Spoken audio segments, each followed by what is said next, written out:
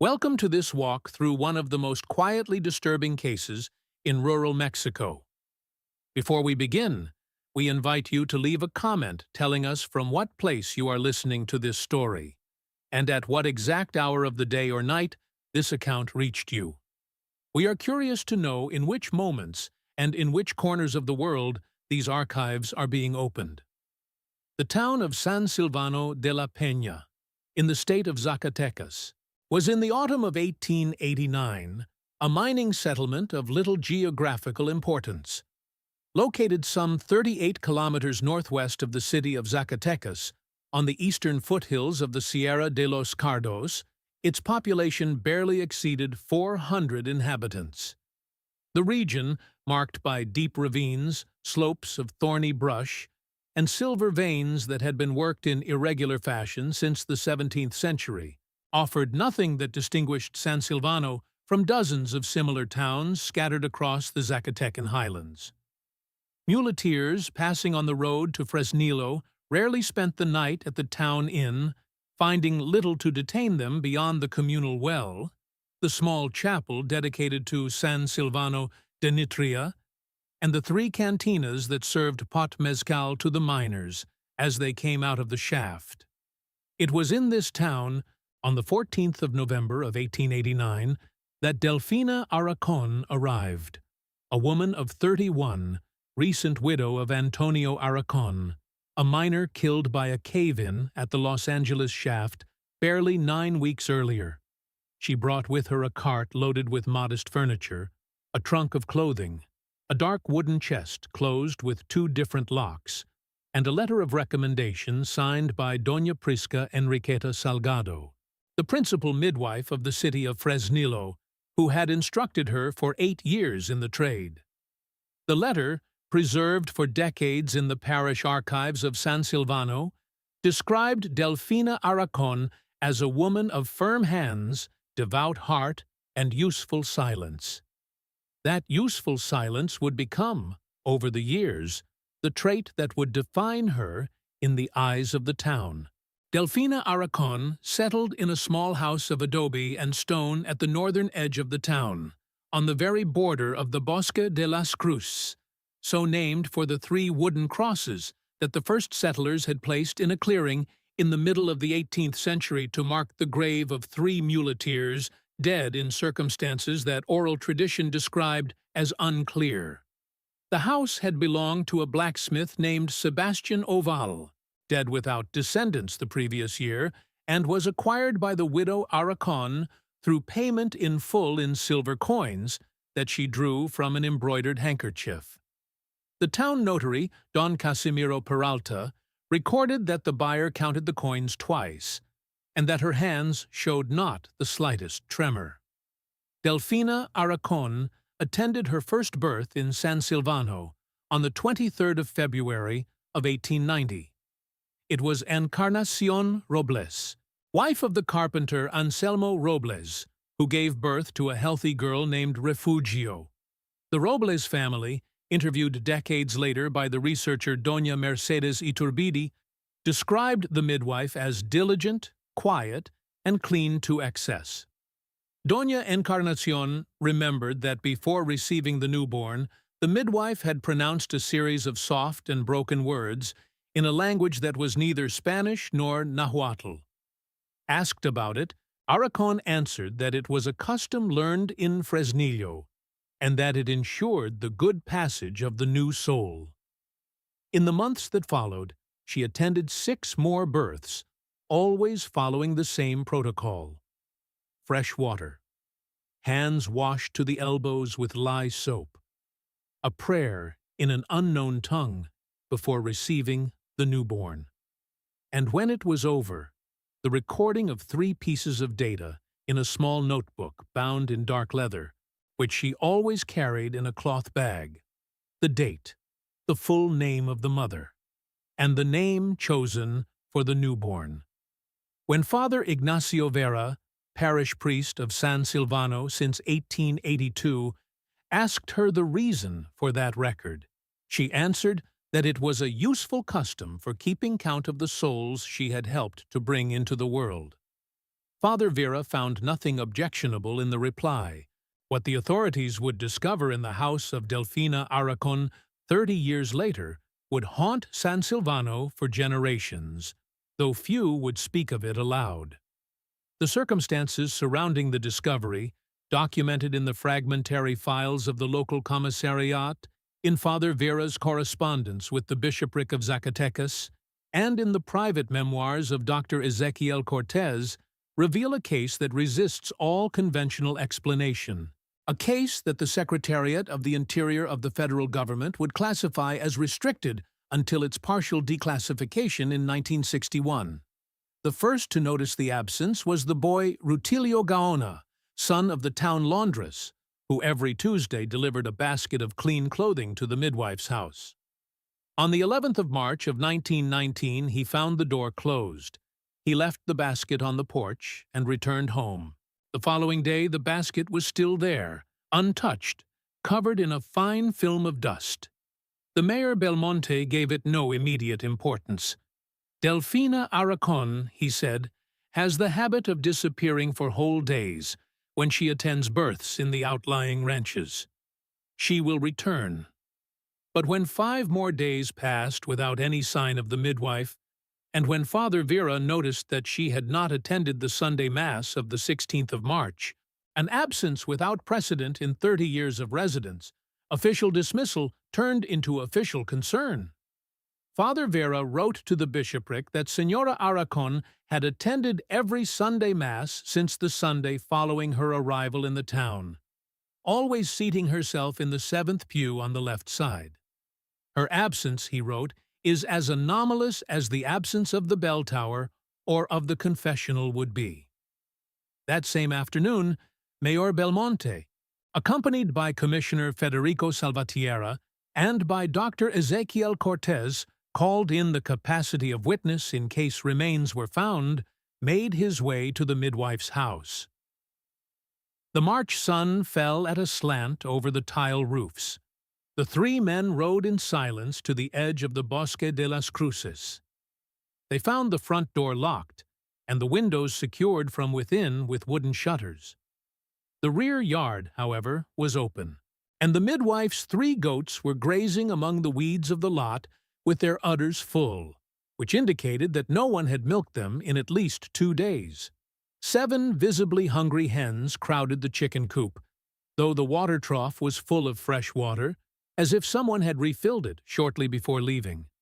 After circling the house without finding signs of forced entry, they entered through the kitchen door, whose lock gave way with a moderate push of the commissioner's shoulder. The interior was in a state of order that Dr. Cortez himself, in the private memoirs he wrote in 1937, described as overwhelming. The kitchen table was set for a single person, with an earthenware plate, a pewter spoon, and a blown glass tumbler. On the plate, a piece of rolled tortilla.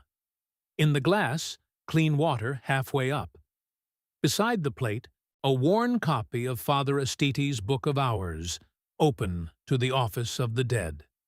In the pot that hung from the hook, a stew of squash and epazote, preserved with enough salt to last several days, despite the highland heat. In the single bedroom, the bed was made with sheets stretched rigidly. On the pillow, a rosary of black beads. In the wardrobe, 4 mourning dresses hung at equal distance from one another. The shoes, arranged in pairs on the floor, all pointed toward the door. No jewelry, no personal object that would suggest vanity or affection. No photograph. Commissioner Salvatierra pointed out something peculiar. A single wooden chair had been placed in the corner diagonally opposite the door, facing inward toward the room.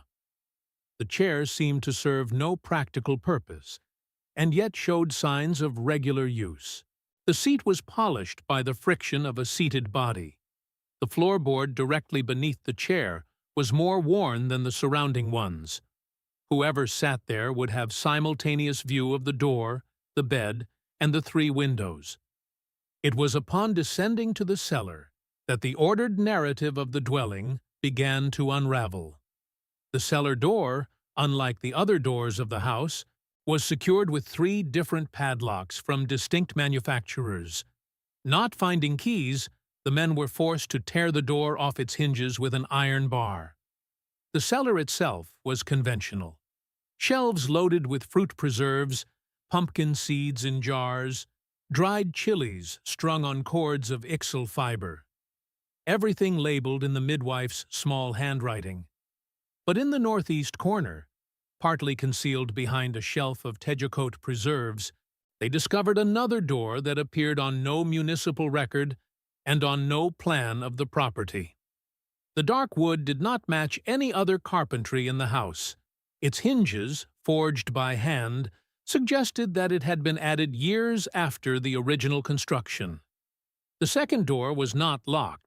It opened at the slightest touch, revealing a room approximately 2 meters by 2 meters. Bare stone walls. Floor of packed earth. A single oil lamp hung from a hook in the ceiling. And there, at the center, a simple wooden table. On the table, a book bound in dark leather. The book contained daily entries that extended from the 23rd of February of 1890, the date of the first birth Aracon attended in San Silvano, until the 9th of March of 1919, 2 days before Rutilio Gaona had found the door closed.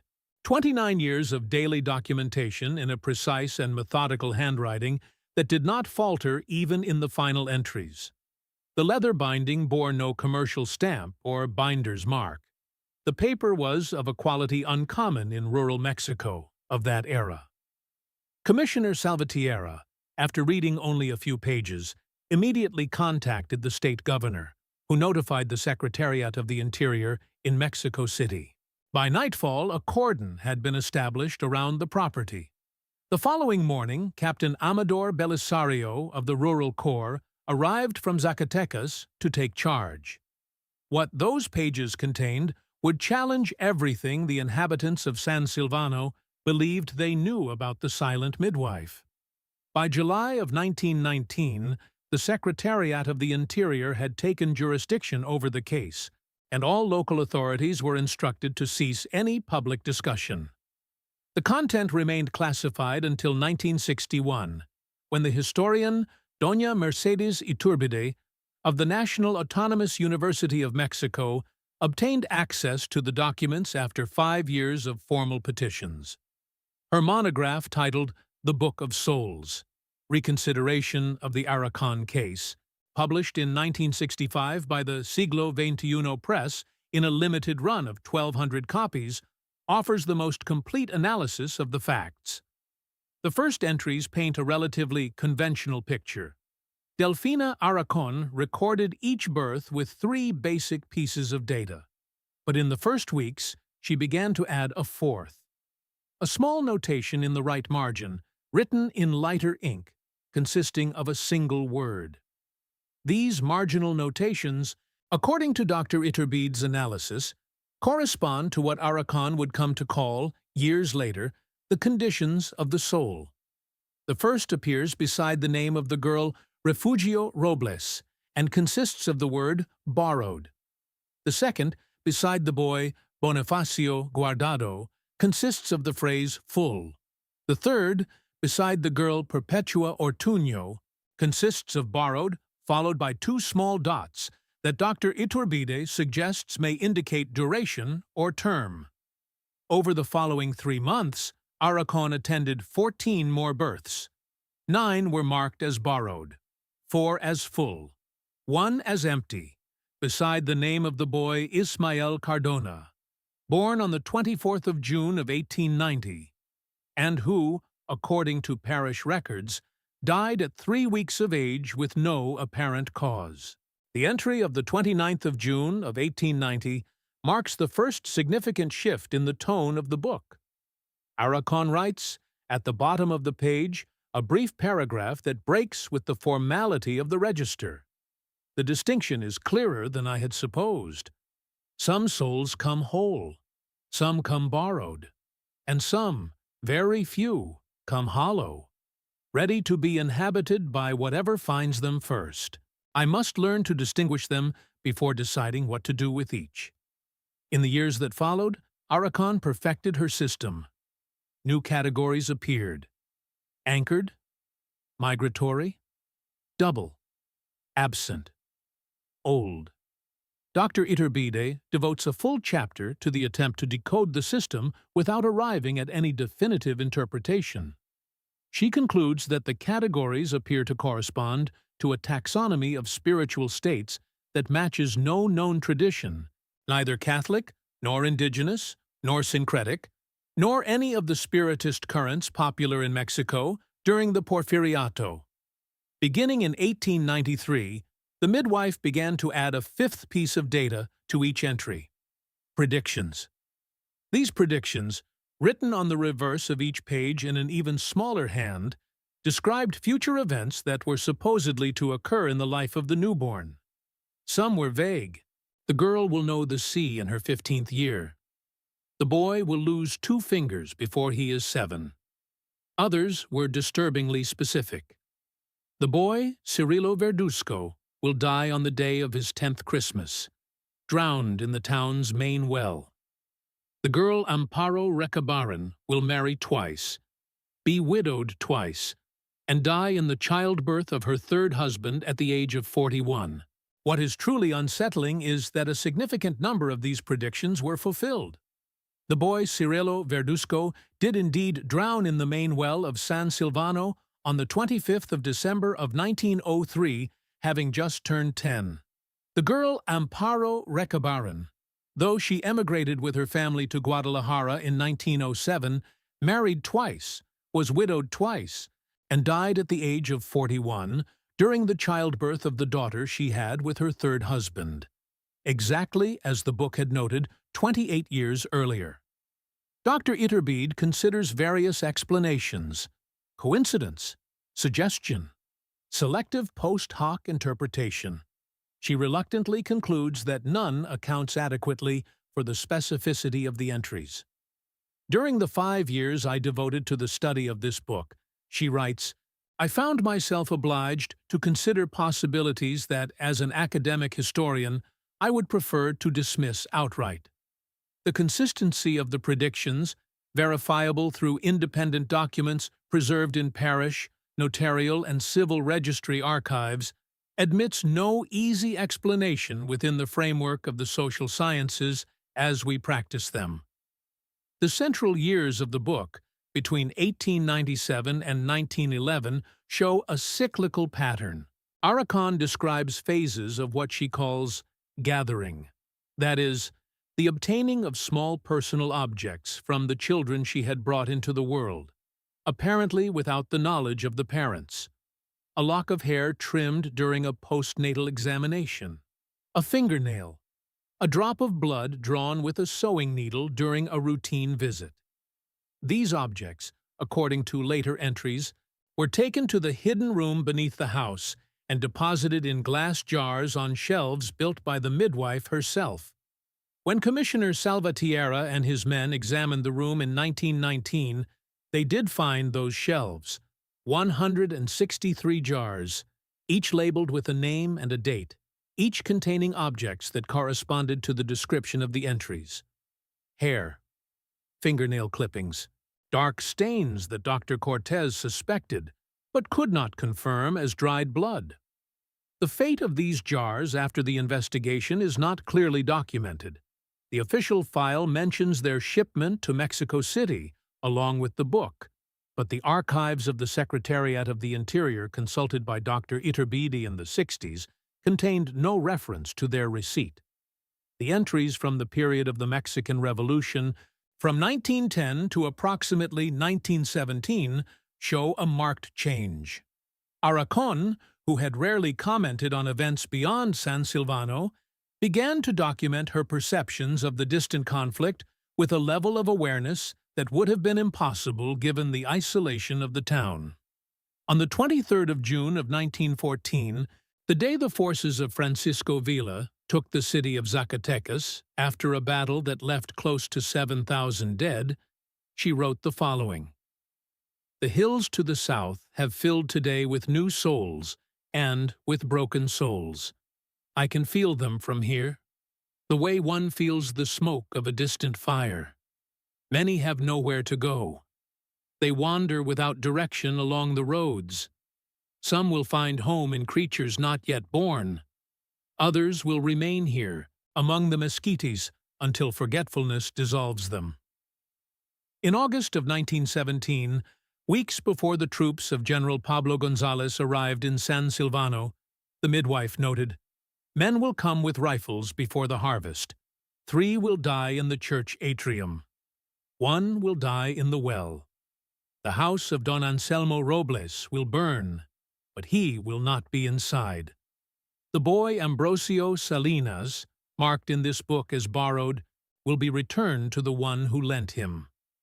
The archives of the local commissariat confirm that 3 soldiers died in the atrium during a skirmish on the 12th of September.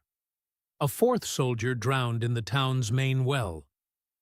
Anselmo Robles's house was burned, though he was in Fresnillo that night, and the boy Ambrosio Salinas, 3 years old, died on the 13th of September of a sudden fever without identifiable focus. During the last 18 months of entries, the writing becomes shorter and more direct. Aracon writes repeatedly of culmination and closure. She describes the entity, or entities, with which she says she communicates from the hidden room as impatient, hungry for conclusion. She describes nocturnal visits to the Bosque de las Cruces, to the 3 original crosses, where by her words the boundary is thinnest. She describes silent conversations with what she calls the old inhabitants, creatures that were here before the first settlers, before the miners, before the tribes that hunted the pronghorn across the highlands. On the 1st of January of 1919, she writes, 30 years approach. The agreement made in pain and desperation will soon be fulfilled. The circle closes. The boundary thins. What was 2 shall be 1. Throughout the first months of 1919, the entries focus on preparations for what she calls the transition. She documents the gradual disposal of personal possessions, the resolution of financial affairs, the meticulous organization of household objects. She records silent farewells to specific places around San Silvano. The penultimate entry, dated the 8th of March, reads in its entirety, "Tomorrow ends. Tomorrow begins. The circle closes. Antonio will have what he has waited for, and I will have what was promised to me. 30 years of preparation, 30 years of patience, one final offering." The final entry of the 9th of March contains only 5 words. The door is at last open. After this entry, the book ends, though the volume contained enough blank pages for several more years of documentation. When the authorities extended their search after the discovery of the book, they found no trace of Delfina Aracon. Her clothing remained hanging, her personal objects intact. No evidence suggested that she had packed belongings. She had simply vanished. Tracking dogs were brought from Zacatecas without result. The main well was drained over 2 days. The abandoned shafts of the nearby mines were examined with no finding. Captain Belisario, in his official report, dated the 27th of May, noted the following: "The absence of Senora Aracon presents a singular problem in that there exists no evidence of departure, no indication of force, no trace of remains. It is as if the subject had simply ceased to exist at a specific moment, leaving her surroundings entirely undisturbed." The interviews with the inhabitants revealed a community that had always regarded Aracon with a mixture of respect and unease. Most described her as impeccably courteous, but distant. Father Vera mentioned that during Sunday Mass, the other parishioners gradually shifted in their pews until Aracon sat alone, though the movement happened so incrementally that it seemed unconscious. Doña Prudencia Alcaraz, who had run the general store since 1895, offered a revealing testimony. Señora Aracon always paid with exact change. Her shopping list never varied. She would wait until the store was empty before approaching the counter. She never touched another customer. And her eyes, I know it sounds silly, seemed to change color with the light.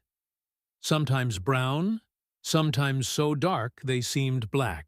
In the last year, I found myself holding my breath every time she was in the store, exhaling only when the door closed behind her. Dr. Ezequiel Cortez offered perhaps the most revealing testimony. He recalled being called to the midwife's house in the winter of 1918, when Aracon was suffering from influenza during the pandemic.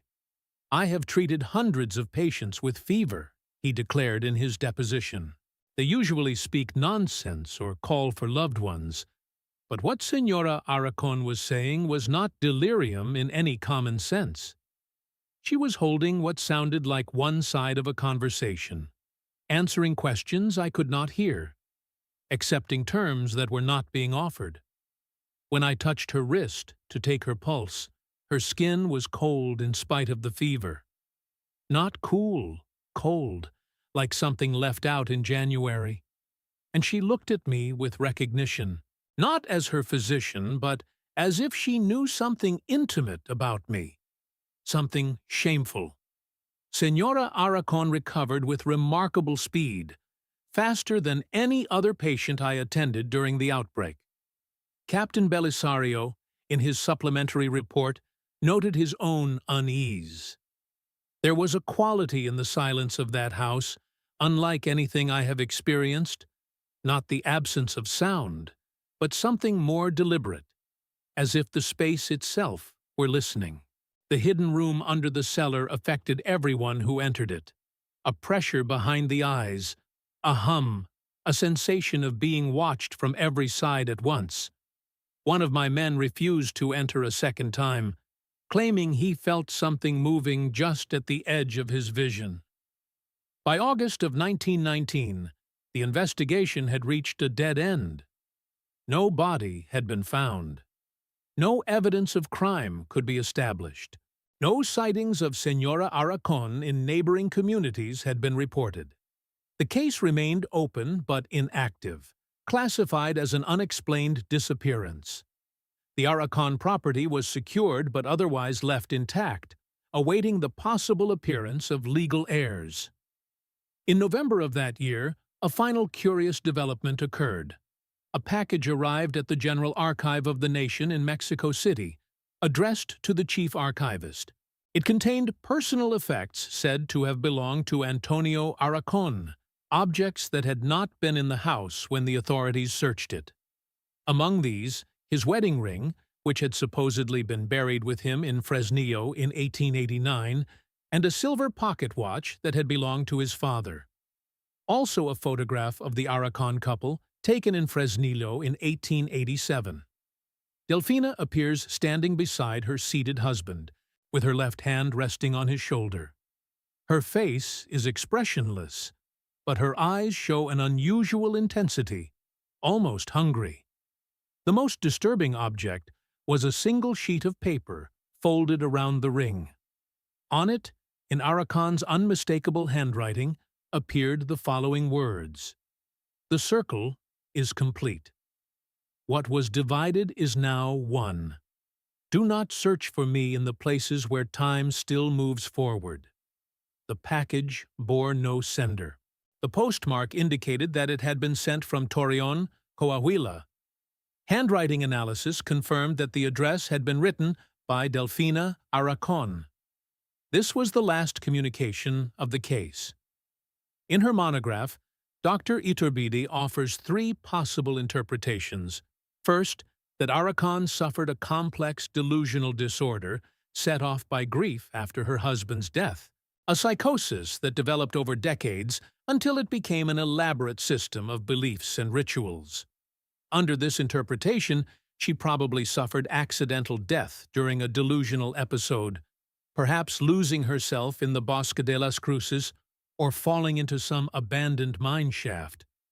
Second, that she suffered from no mental illness at all, but was a patient and calculating killer. Dr. Iturbide points to several unexplained deaths in San Silvano, attributed to natural causes, but that occurred shortly after the individuals were mentioned in the book. The supernatural elements would be a facade to obscure premeditated crimes, and the disappearance a planned escape.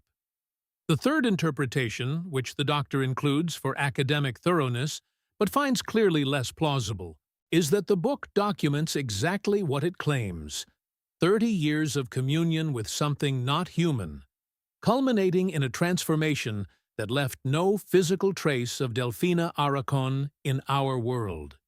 Whatever the truth, the facts remain disturbing.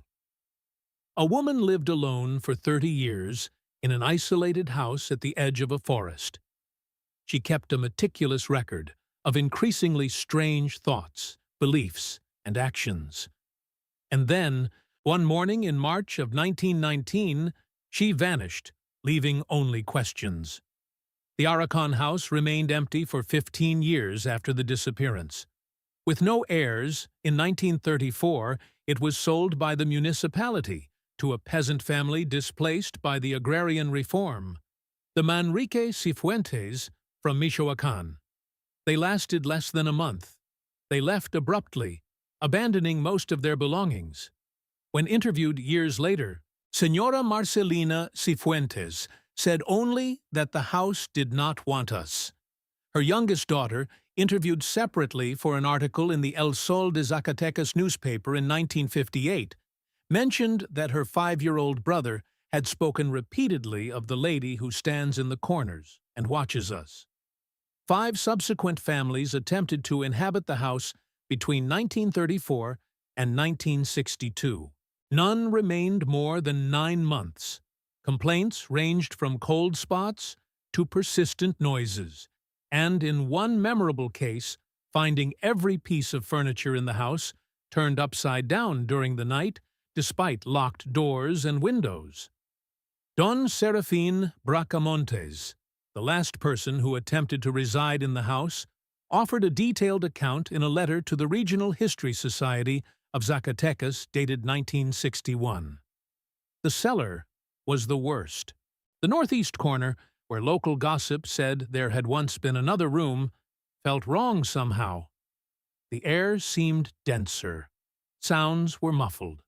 Once I went down to fetch a cured ham and found myself still standing there 2 hours later, though I would have sworn only minutes had passed.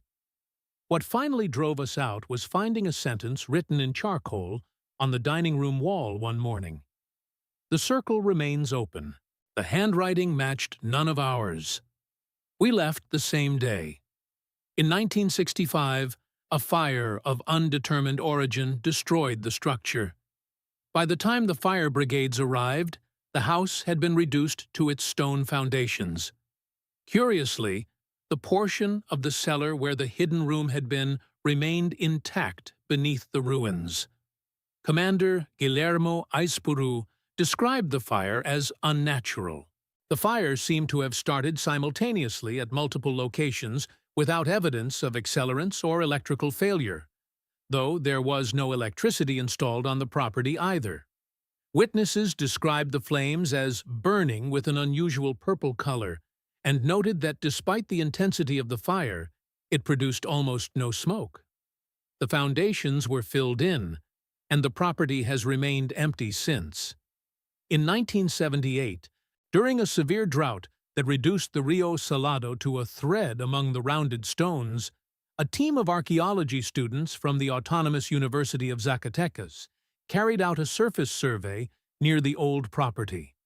Among the exposed sediments, they discovered a small wooden box, its contents protected by a coating of beeswax. Inside was a single sheet of paper.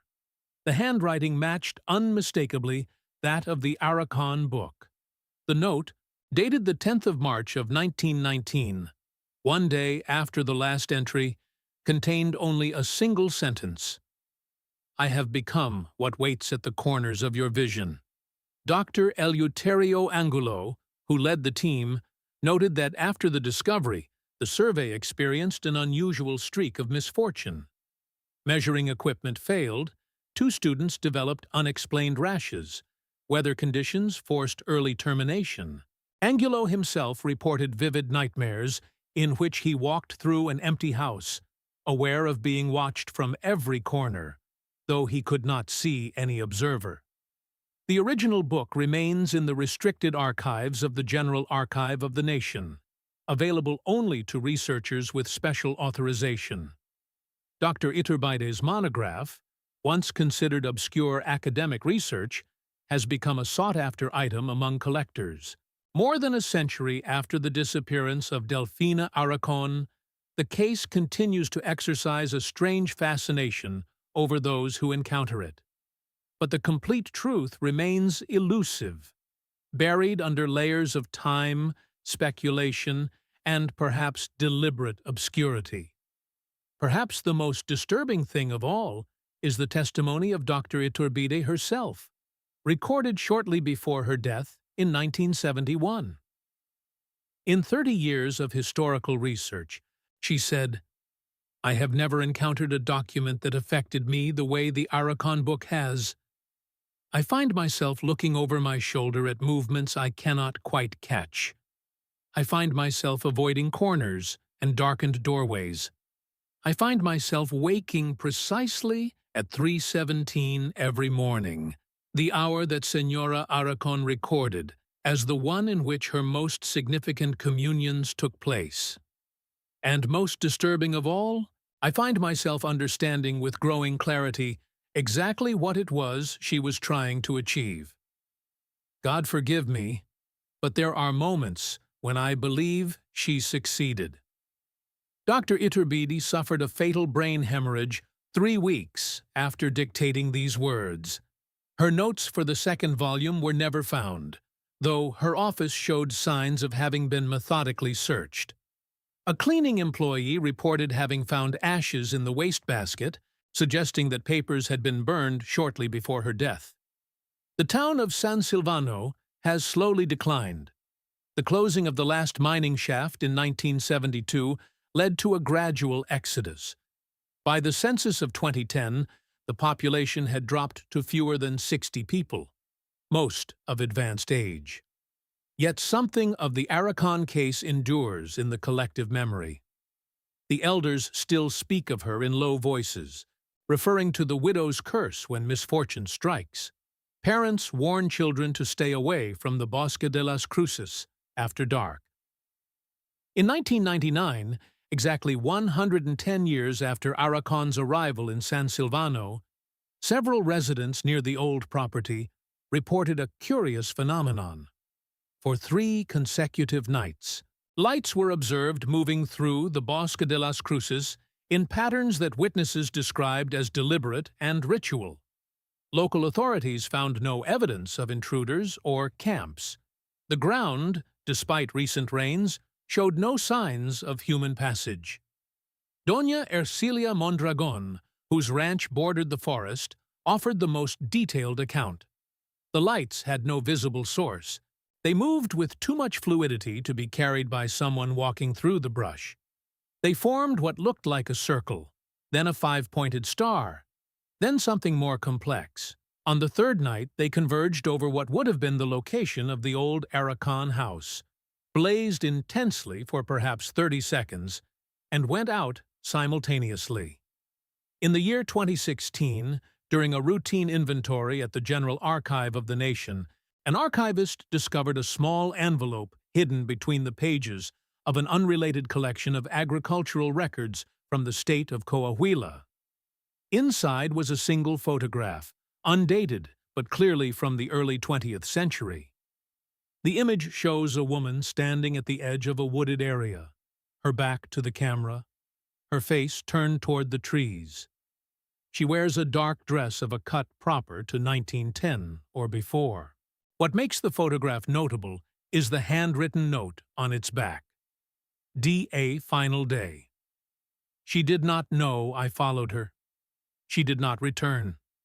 The initials at the foot of the note, F.S., match those of Commissioner Federico Salvatierra. If authentic, This photograph could represent the last known image of Delfina Aracon, taken on or around the 9th of March of 1919. It suggests that Commissioner Salvatierra, perhaps acting on his own initiative, had followed her into the Bosque de las Cruces on the day she disappeared. Why he never mentioned this in the official reports remains unknown. Perhaps he witnessed something he could not explain, nor would wish to acknowledge. Perhaps he feared being implicated. Or perhaps, as his granddaughter suggested in an interview in 2020, some experiences resist official documentation precisely because they defy our understanding of what is possible. And so, the story of Delfina Aracon continues to resonate across the decades. A whisper just at the edge of hearing, a movement just at the periphery of vision, a mystery that invites investigation while warning against looking too closely. For those who encounter her story, one question remains. Was she a victim of grief, of mental illness, of something more malignant? Or was she, in her patient and methodical way, the architect of a mystery that continues to exert influence a century after she walked into the Bosque de las Cruces and vanished from the historical record? Perhaps the truest answer lies in the final words attributed to her. The circle is complete. What was divided is now one. Do not search for me in the places where time still moves forward. Whatever truly happened in that house beside the forest, the story serves as a reminder of how thin the veneer of normality can be. Sometimes the most frightening monsters are not those who break down our doors, but those who wait in silence, watching from the corners, waiting patiently until we invite them in. And perhaps, at this very moment, in some dark corner of a house very much like that one, another door is beginning to open.